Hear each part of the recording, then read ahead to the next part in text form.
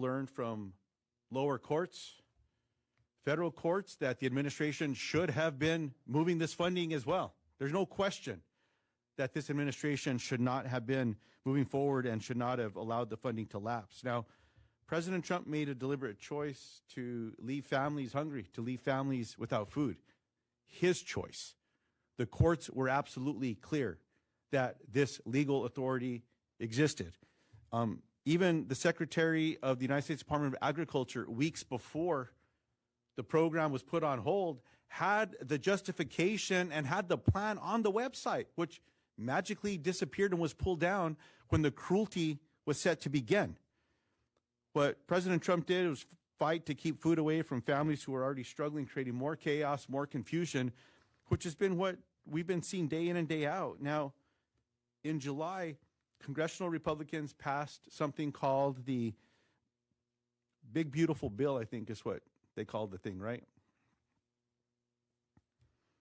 Folks back home have been calling this thing a betrayal. But since President Trump came to Capitol Hill to try to convince Republicans that they needed to rebrand the Big Beautiful Bill because it's so unpopular across America, we should just keep calling it the Big Beautiful Bill because the American people think it's disgusting.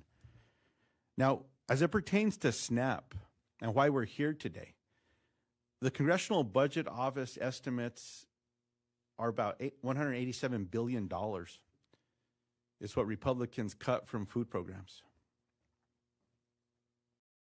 $187 billion in food assistance over the next decade, at a time when costs are rising for families across the country. Everything, as we know, is getting more and more expensive.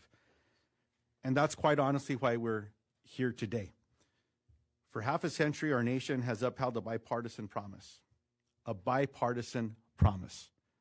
to ensure that no child, no senior, no veteran, no working family should go hungry in the United States of America. Republicans broke that promise, and today congressional Democrats are fighting to restore this program. I want to recognize the leadership from so many of our colleagues. Senator Merkley, who is here with us today, Representative Hayes, Representative Craig, who's a ranking member of the Agriculture Committee, and of course, Leader Schumer, and Senator Klobuchar, the ranking member of the Senate Ag Committee.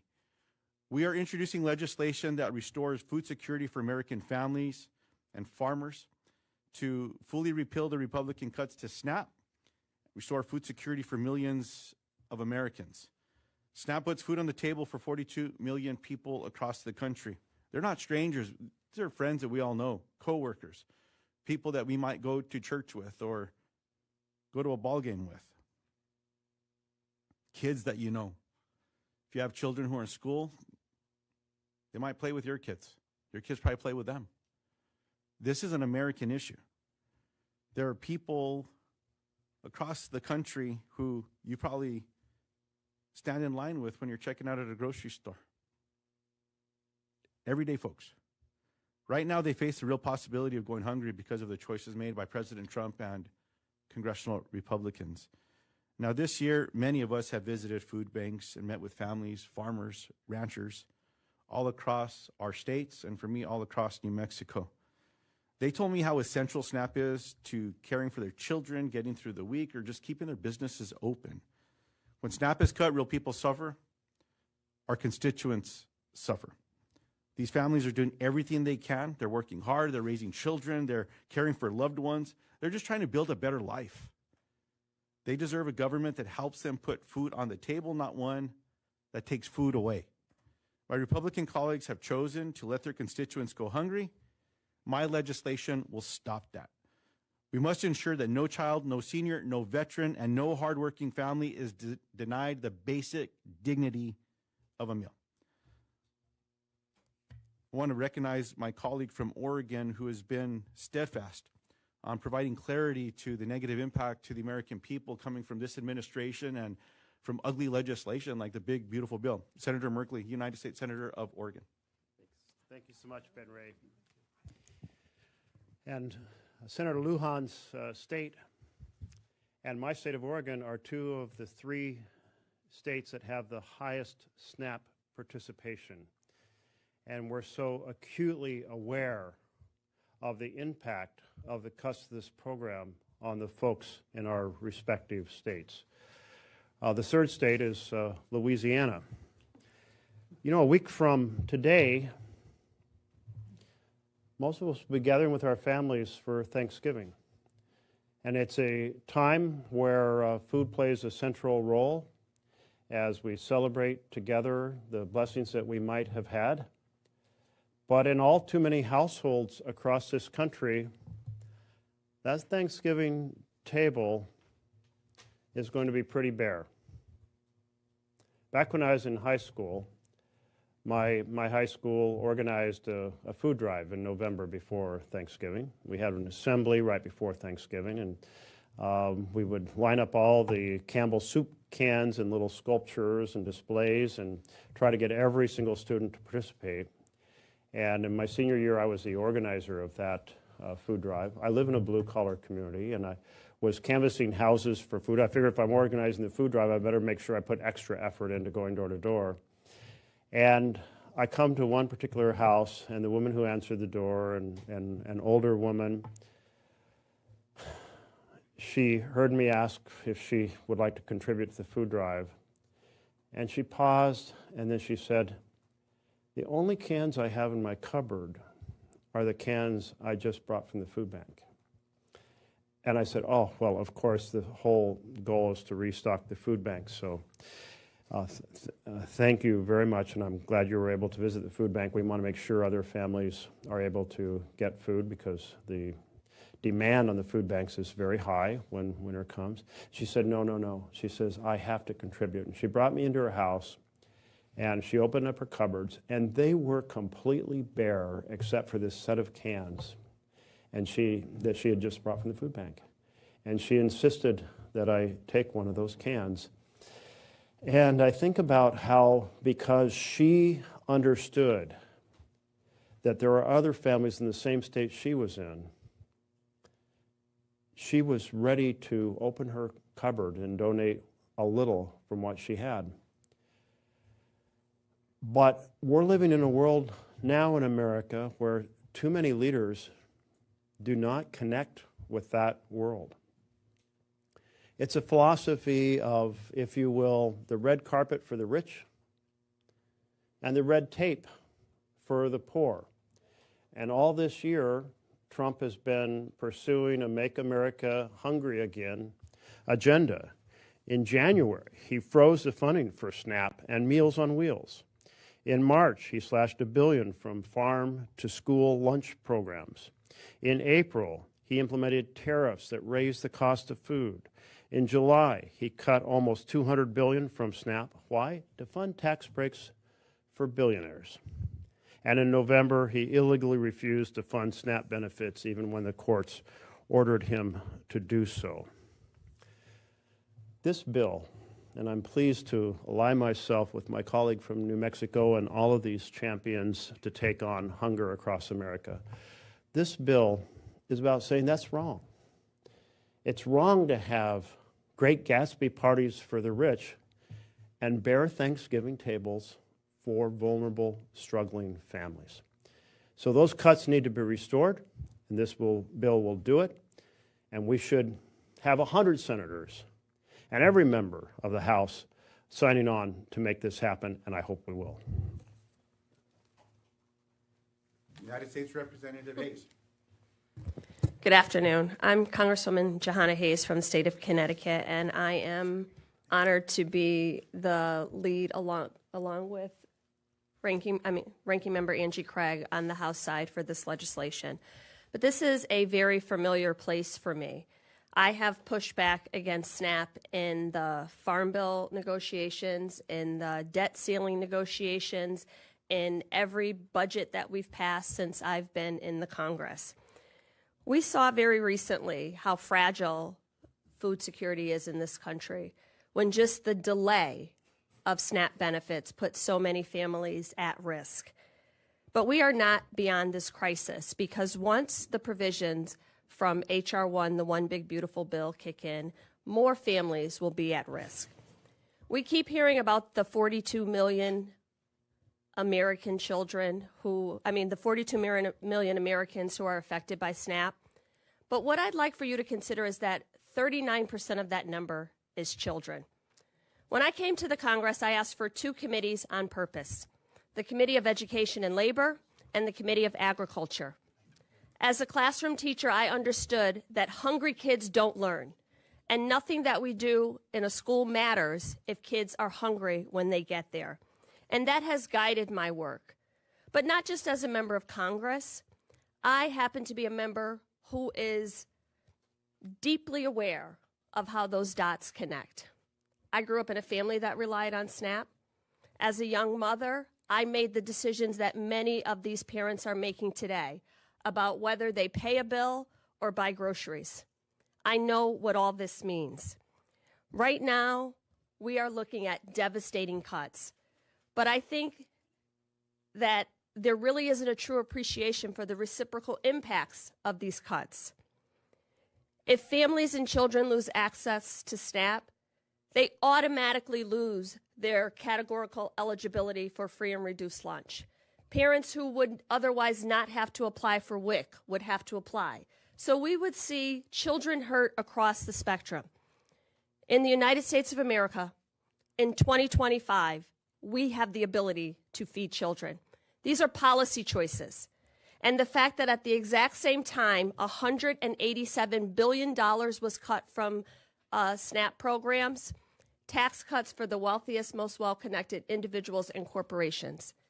There's something wrong with that. Kids don't have lobbyists. They don't have advocacy groups. They don't have people here fighting to make sure that they don't go to bed hungry. But they have us. And as legislators, as members of Congress, we all should be invested in making sure that no one in this country goes to bed hungry, because we have the ability to do that. Not just children, disabled individuals, veterans, elderly people, all who at one time may have been exempt from these work provisions, no more. So we're going to see devastating cuts in our community. We're going to see our friends, our neighbors, and maybe even some of our family members who are going to have to deal with this. I am encouraged by what we've seen over the last few weeks, where communities have come together, where food drives have been established, where schools are giving children brown bag lunches to take home over the weekend, all of these things. But we should not have this patchwork system to come together to make sure our children are fed. When, for as long as this program, SNAP, has been established, there has been a bipartisan consensus that we would feed our people. That has been broken.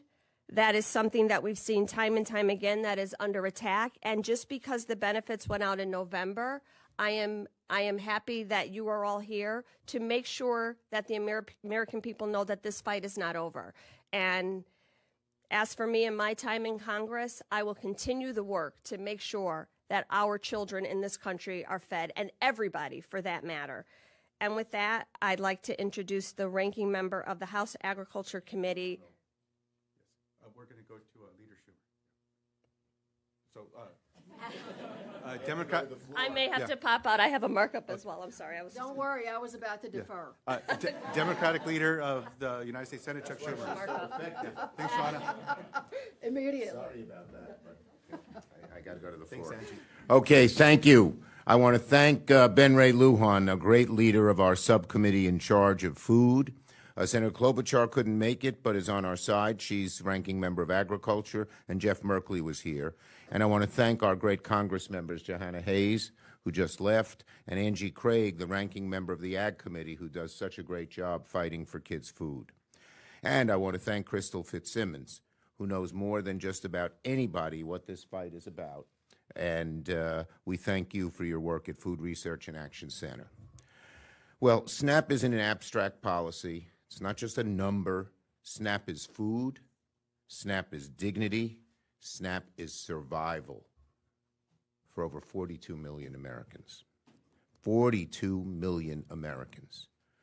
These are kids trying to grow, seniors trying to stay healthy, veterans trying to get back on their feet, parents who skip meals so their children don't have to.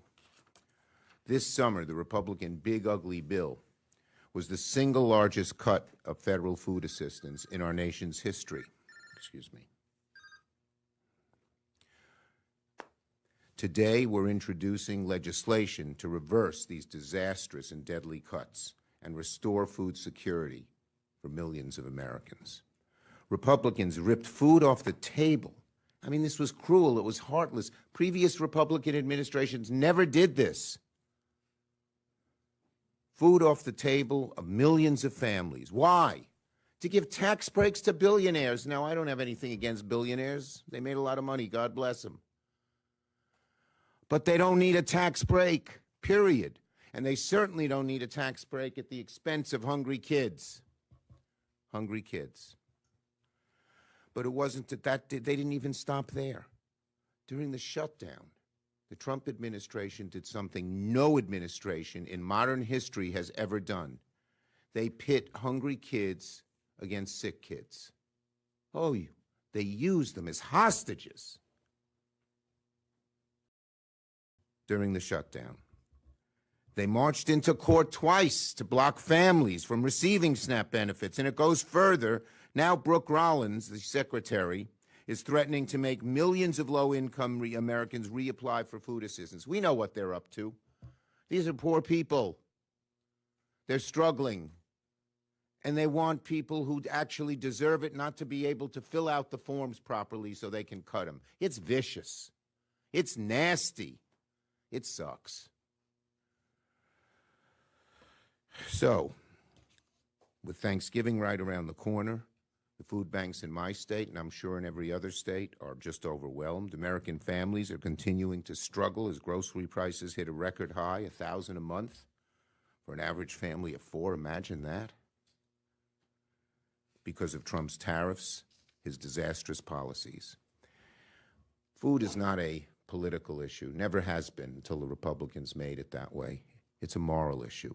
It's what our Bible teaches us, our religious teachings, to feed the hungry and give water to the thirsty. It's a question of what kind of country we want to be. Do we help families keep food off the table, or do we make them collateral damage in someone's political game? I thank everybody and appreciate it. Sorry I have to come and run.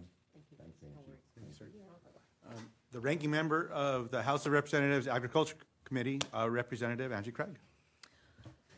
Thank you so much, Senator Lujan, for bringing us all here today on a bicameral basis.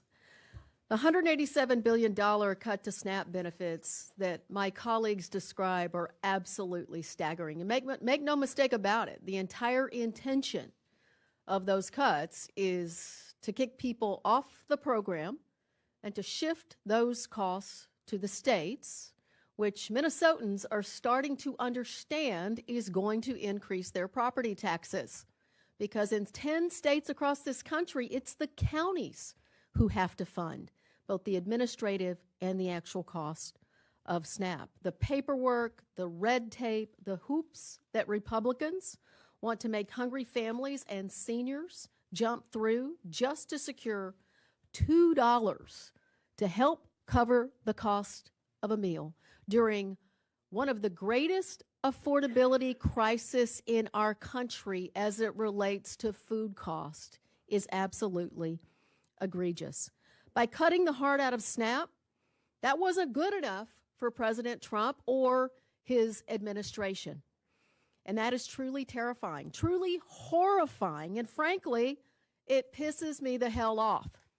If I see Secretary Rollins one more time on TV creating more anxiety for poor Americans when they are helped by $6.20 at a time when no one can afford their groceries.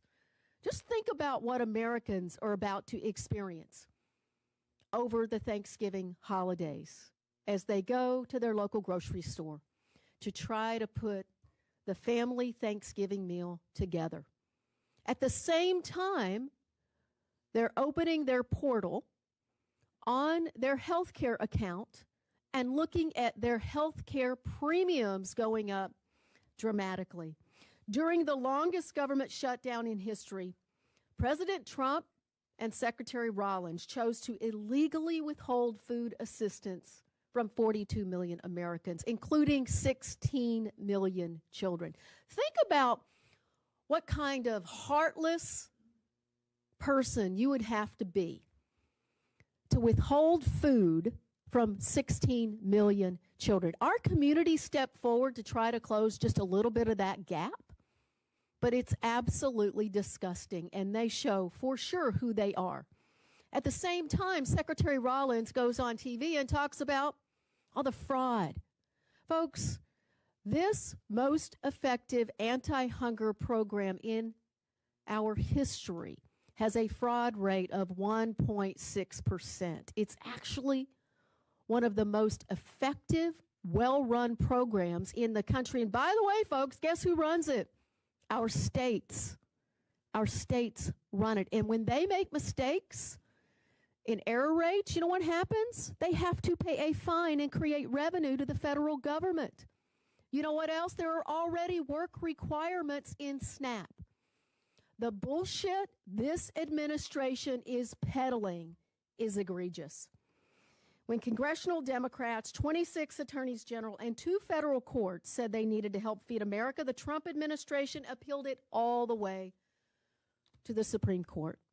Now, Secretary Rollins has launched a national propaganda campaign, and I'm telling you this, I'm fighting her propaganda every step of the way. And I'm warning my Republican colleagues, if you bring your propaganda to the Ag Committee, when we start getting back on the House side, every single lie that you tell while your mouth is moving, I am going to call it out.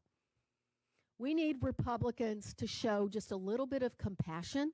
If not for people, how about the affordability crisis in this country? How about they realize that their own constituents can't afford their grocery cost? They can't afford their health care costs. We need to make sure that America's hungry can afford food. Thank you. Next, we're going to hear from Crystal Fitzsimmons, President, Food Research and Action Center. Great, thank you so much. And I am so honored to be here to talk about this amazing bill. FRAC is honored to endorse the bill, and we are endorsing it with 1,500 groups across the country, national, state, and local groups who are all supporting the bill. FRAC is a national anti-hunger organization, and we are focused on building a nation free from hunger. The cuts to SNAP that were made through H.R. 1 were a direct assault against the SNAP program. The SNAP program is our most effective anti-hunger program. It improves health, it lifts millions of people out of poverty, and it helps 42 million people across the country. This includes kids, senior citizens, people with disabilities, veterans who have served our country, put food on the table, and keep hunger at bay. There were so many problems with the SNAP cuts that were in the bill, and it is so exciting to see this bill reverse all of them, but I'm just going to lift up a couple. One of the things that this bill did for the first time was that it shifted benefit costs over to the states, so increasing the cost of operating the SNAP program. This is an undue burden for states, and we know that states across the country cannot afford it. We do expect some states to actually drop out of the program because of these increased costs. And you know what happens when a state drops out of SNAP? Every single person in that state who's eligible for SNAP loses access to those benefits. For the states who stay in the program, we know that there is a pervasive, pernicious, horrible incentive for them to limit benefits and limit access. It also reduces benefit levels for millions of people and will cause millions of people to lose access to the program completely.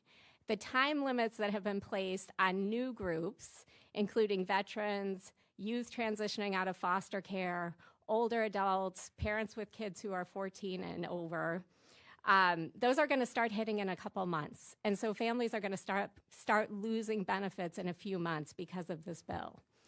We need to reverse the course. We need to recommit to building a nation free from hunger, and we need Congress to pass this bill now. Well said. Well said. Any questions anyone may have? Yes, Jerry Hagstrom from the Hagstrom Report. I'm wondering if one of you could tell us what's really going on in the states. Secretary Rollins said that the One Big Beautiful Bill provisions should go into effect on November 1st. Can you provide any enlightenment as to how this is actually working with the states, what the state agencies are doing at this point? Yeah. Do you want to touch on that, Andy? I can do that. Yeah, I was just in Washington County, one of the counties in my congressional district, about a week ago, and where the SNAP program is actually administered at the county level. And Jerry, what they're having to do is go back through every single recipient and look at, I'll give you a couple of examples of the Big Beautiful Bill changes. Does that individual have children who are younger than 14 years old? Because if they do, they can stay on the program without work requirements. If they don't have children 14 and younger, then they are now subject to the work requirements in the bill. And remember, the House version put the child's age at 7 years old. So House Republicans were going to send single mothers with 8-year-olds back to work, and we're going to let them have to figure out, do I take my $6.20 a day for my child to get them help for food, or am I going to have some sort of health care, child care crisis? It's absolutely stunning. The other change was they raised the age for work requirements in the bill.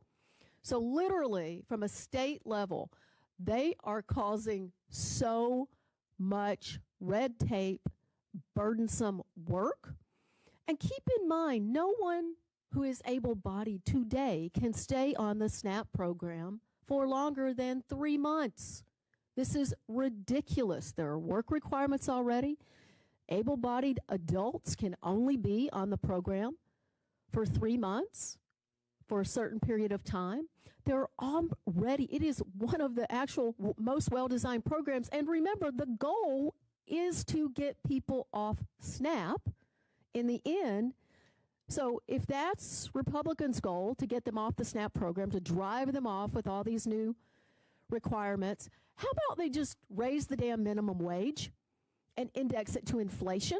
If you want people off SNAP, how about you help improve their lives so they don't need government assistance? That is not the Republican Party that we're dealing with here. Well, so there's a lot of things that are going on in the states as they scramble to respond to H.R. 1. They are working very hard to improve error rates, which I think were mentioned earlier. That are not fraud, they're mistakes that are being made in the processing of applications, and, complicated measure, but it's not what people often think it is. But so states are working to improve their systems, to reduce their error rates, to scramble to try and reduce what their additional benefit costs are going to be when this kicks in October 2027. But the administrative costs shift, which is shifting the costs of administrative costs up to 75% for states. It was 50%, is leading to lots of tough conversations across the country in state legislatures about how they're going to fund those additional costs. States have been directed by USDA to start implementing the time limit. So as Congresswoman Craig said, states are figuring out who is now beholden to those time limits and starting to communicate that, and they could lose their benefits within the next couple of months. So there is a lot happening with the states. There's a lot of pressure there, and the states, are just recovering from all the chaos that we had during the shutdown when benefits were withheld. And then, Jerry, just one last thing there. Look, as you take a step away from that question, remember that document that President Trump once denied existed called Project 2025? Now he talks about it a bit. Two of the architects of that document, who had their own think tanks, Russ Vought and Brooke Rollins, are now in the administration, one running OMB, ignoring the law, ignoring the Constitution, and the other at the United States Department of Agriculture. In that document, they targeted SNAP. They went after provisions in that. And so they said out loud what they were going to do, and now we're seeing the devastation. Make no mistake what they've been up to with these cruel choices. And it started with these think tanks as well. Yes?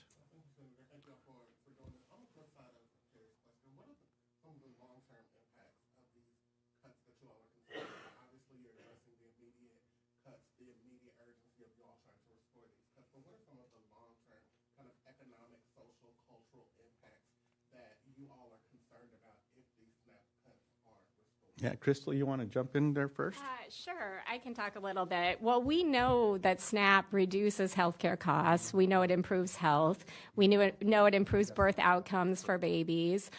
So we expect there to be an impact on the health and well-being of our nation across the country.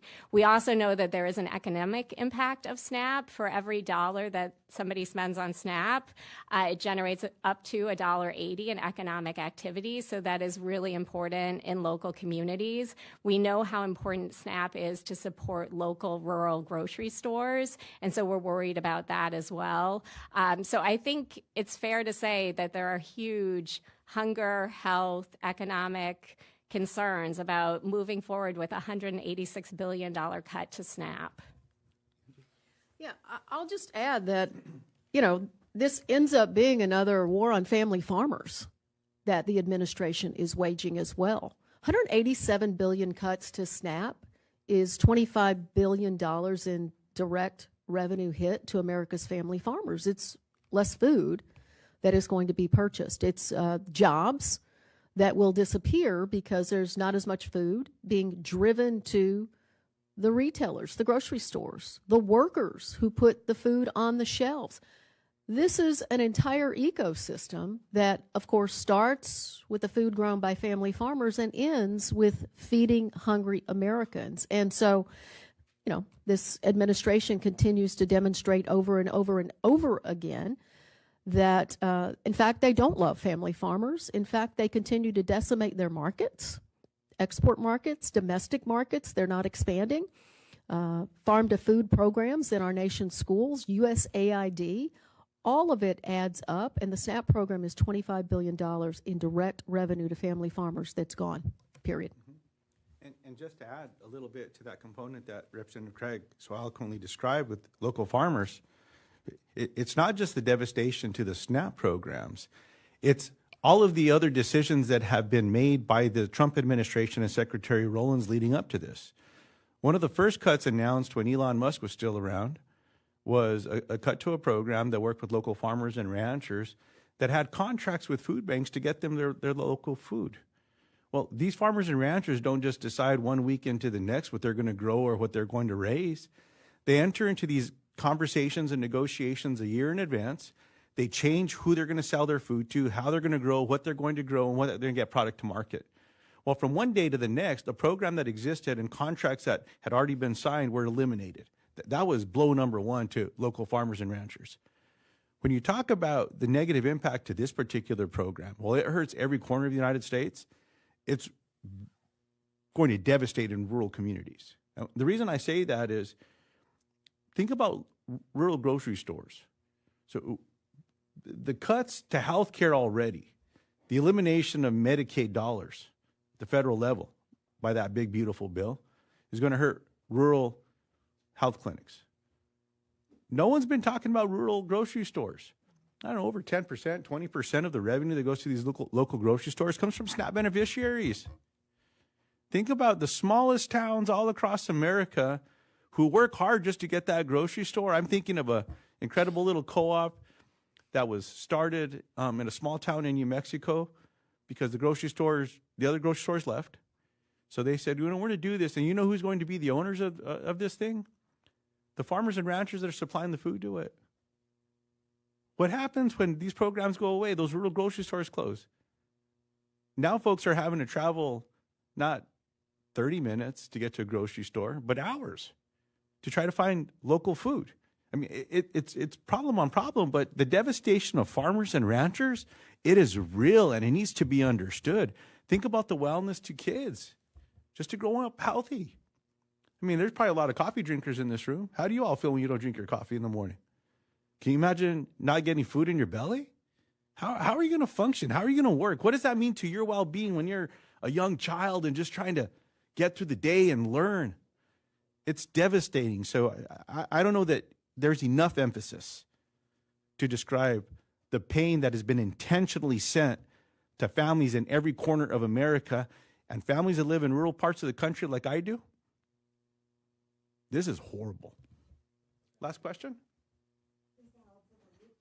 Senator Schumer mentioned USDA's reported plan to have users reapply for benefits, and it's also been reported that they're planning to eliminate broad-based categorical eligibility through TANF. I'm curious if the agency has shared any details on those plans with members of Congress, and if you plan on pushing back on those specific changes. Why don't we hear from the ranking member first? Yeah. We cannot confirm that with the agency. In fact, we're hearing off the record that, maybe people don't know what the hell they're talking about at the moment. In fact, I think they're trying to take credit for the already very strict standards and the actual low fraud rate in the SNAP program. It wouldn't surprise me at all if in 3 months Brooke Rollins doesn't go on TV and say, oh my gosh, we have a 1.6% fraud rate in the SNAP program. Isn't that amazing? So we can find no real plan there. Not even sure there's concepts of a plan there. But at the end of the day, I think they're just pointing out exactly how the program already runs, pretending that they're doing that when it's been in place for years. And now, in 3 months, they'll claim the error rate is 1.6% and take a victory lap. And when they do, we'll be right here to point out that that's exactly where it started. Just like the president's recent deal with China would take us back to the status quo on soybeans. And even the status quo, they've now only committed to 10% of that. So, look, if their mouth is moving right now, they're probably lying to us. And it's going to be incumbent upon us to make sure that the American people know the truth, that we keep working to improve the program for hungry Americans, for family farmers, and at the end of the day, to make sure that this administration is held accountable. And look, Representative Craig touched on this earlier, but a little bit about the bullshit. This is just another delay tactic. Again, I point to that Project 2025 document that is the guiding document for so many of these secretaries and the decisions being made by this administration. First, they say that they're not going to let people have food, and then they appeal decisions by the courts that said, no, you've got to do this. Appeal not to get people food. And then once, and remember, Secretary Rollins was one of the folks saying, open up the government and we'll get the food out. Well, then once that vote passed and the president signed the bill, she found another way to delay it.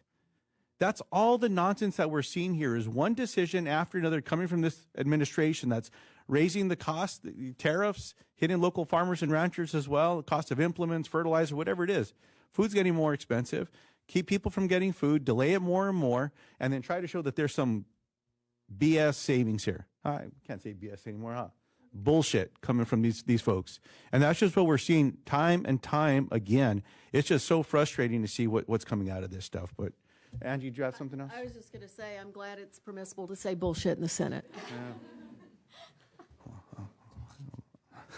With that, everyone, I want to thank you all for being here today. Thanks again for covering this, for reporting on this as well, to my colleagues for the leadership, for what they've been doing, Crystal, for what the organization does every day. Thank you, thank you, thank you.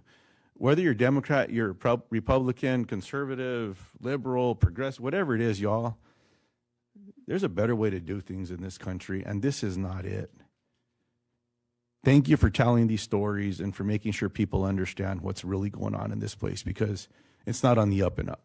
This is bad. It's bad for people. There's a better way to treat people with respect and dignity. Thanks for being here today. Thank you so much.